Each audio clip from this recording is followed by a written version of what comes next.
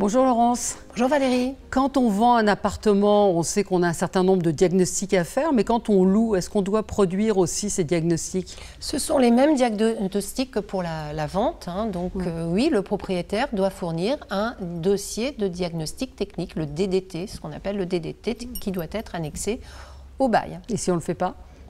Alors si on ne le fait pas, tu peux être considéré comme quelqu'un qui a fait des manœuvres pour rendre ton logement plus facilement louable. Et donc tu peux être mis en cause, en dol. Dol, c'est quoi? C'est une faute.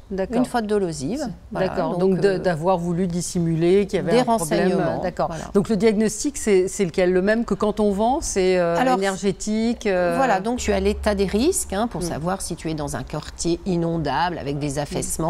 Tu as le diagnostic de performance énergétique. C'est important pour le locataire de savoir combien il va payer pour se laver, pour se chauffer, savoir si c'est une passoire thermique.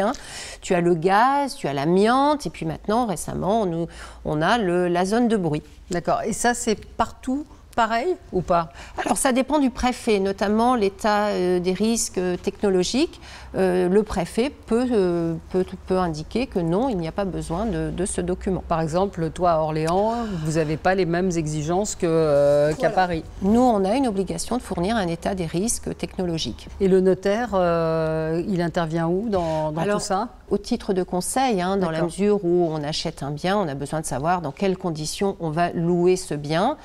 Et puis le petit conseil du notaire, c'est l'état des lieux à l'entrée et à la sortie, très important. Très bien. Merci beaucoup Laurence. Merci Valérie.